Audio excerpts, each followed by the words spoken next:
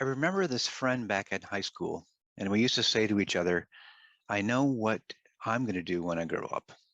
I'm going to own my dad's business and build things. That's what my friend used to say. Teenagers say stuff like this and many other things. Like everything else we said to each other for future plans, today he owns his dad's company, and everything he does, he's been doing for the last 20 years plus, has led him to this goal. Now you may be thinking, who figures that out? Especially when you're 15. I changed my career plans dozens of times between the ages of 15 and 30. I don't even know, and I still don't know when I was ever going to write a book, but I have written a book, and it wasn't until I was 48.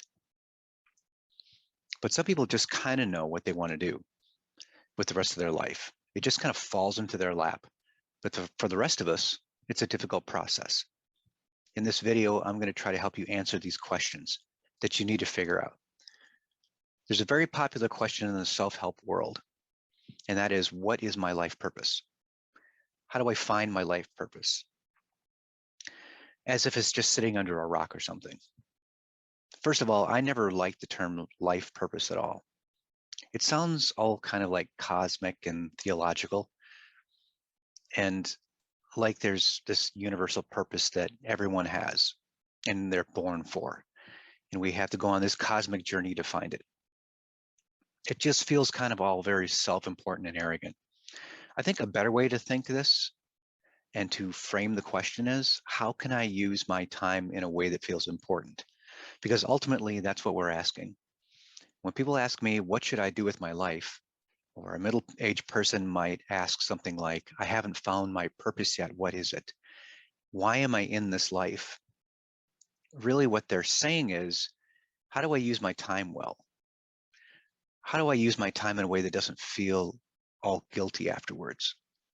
And it's an important question to answer. It's not easy. It's not an easy question to answer. And I think generally the best advice to give on this topic is to see it in a similar way. There's a great commencement speech by Steve Jobs where he said that every morning he would stand in the mirror and ask himself, if this was the last day of my life, would I feel good about what I'm doing today? And he said that if he ever answered that question, he would sit down and have a really big think. And I think ultimately that kind of useful approach is good. If you were to die in a week or a month or whatever, would that change anything for you? Would you see anything differently than you're doing now? Would it change your mind about your priorities at all? It's a tough question to answer, but it's probably one that we should always be asking. I think ultimately, if you're trying to figure out what the hell to do with yourself, you want to find an intersection of three important things. First, find something you enjoy doing. We've all got a love for something. So what is it? Number two, find something you're good at or have a particular talent for. Now, sometimes I get people who are like, I'm not good at anything. And it's like saying, well, maybe you haven't tried enough stuff yet. Maybe you're trying the wrong things. Maybe you're just doing stuff for other people because they told you to do it and you're not actually exploring your own interests and talents genuinely. Number three, find something that other people value that they might pay you for at some point. Now, if you find those three things and you get them to overlap, that's the best case scenario. Generally, we've all got stuff we like doing, but other people really don't appreciate it. Generally, we've all found something we're good at, but we don't necessarily like doing. And to get to that point, when we're able to be paid for something, it takes a certain amount of time and dedication and expertise. You have to put in the time to be able to be an expert at something. It takes a certain amount of time and dedication. Now, the problem is that some people have a really hard time answering these questions. And for many years, it kind of dumbfounded me as well. It's like, how do you know what to do, what you like to do?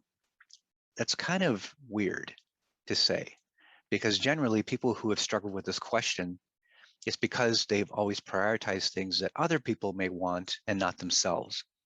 If everything you do is to keep your parents happy or your partner or spouse happy, then you don't actually know what you're good at because you didn't have enough time to try anything else. So there's a weird connection there of the classic existential crisis and just run-of-the-mill. Could it be run-of-the-mill co-independence instead? People who have not actually lived life for themselves or have just lived to survive, they have trouble answering these questions. So they say, well, my life purpose must be out there somewhere. Maybe somebody else will tell me where it is. Well, we don't know what it is or where it is. And I don't know. Nobody can tell you this. You've got to find it for yourself. Yeah, it's really hard. It is a hard process. It's an arduous process. You'll make mistakes a lot of times, and each step of the way, you'll get a little bit closer. But you have to put in the work, the time, and the effort. One metaphor you could use for this is imagine seeing something on the horizon. You start walking towards it, but you walk a few miles and you realize at some point that's actually really far away. It's way over there. So you adjust your course. You pivot.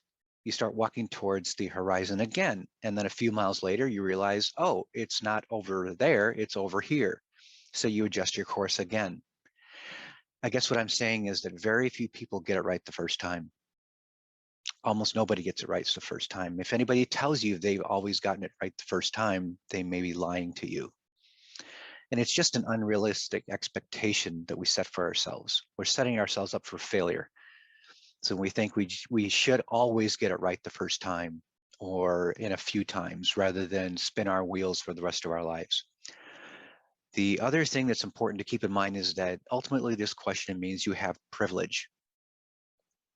Now I'm just saying that if you grow up in the middle of a nowhere with dirt floors and no electricity, and you don't really think about your life purpose, you really just think about the basics like getting food, shelter, clothing, warmth, hydration, and maybe some electricity. Generally, this kind of question is of higher existential meaning in our lives when we have privilege. It's not a question that we feel liberated to ask until we have our basic needs met and we've gone well through things where we can ask for it. Let's put it this way, on the old Maslow's hierarchy of needs, or as Joe Biden might phrase it, Maslow's hierarchy of malarkey, you've got to be safe and secure first. You've got to have friends, connections, food, the basics, people who actually care about you too. You need to be able to do something decently so that you have some self-esteem and some self-worth. Then you get to the important questions of self-actualization. You don't have to go straight to the top. Nobody ever goes straight to the top. You start at the bottom and you build up slowly. You need to be in a position to ask these three questions. So if you are able to do that, you're already ahead of 95% of humanity. The rest of us are just spinning our wheels thinking that we should be living up to some unrealistic ideal that doesn't make any sense. So good for you if you've made it to the 95% of humanity where you are actually being realistic. However, this question never goes away. That's just the harsh truth, and it never gets solved 100%. Even if you do find something you're good at one point and other people value it and you enjoy doing it, 5 or 10 years may go by and things change. You may decide that everything's derivative and you want to go live in the Pennsylvania wilderness and grow beets. The point is, we don't know. Circumstances change, life changes, and the world changes. Basically, that essential question comes back again and again, and rather than push and pull with all your strength and might, it's more of a dance.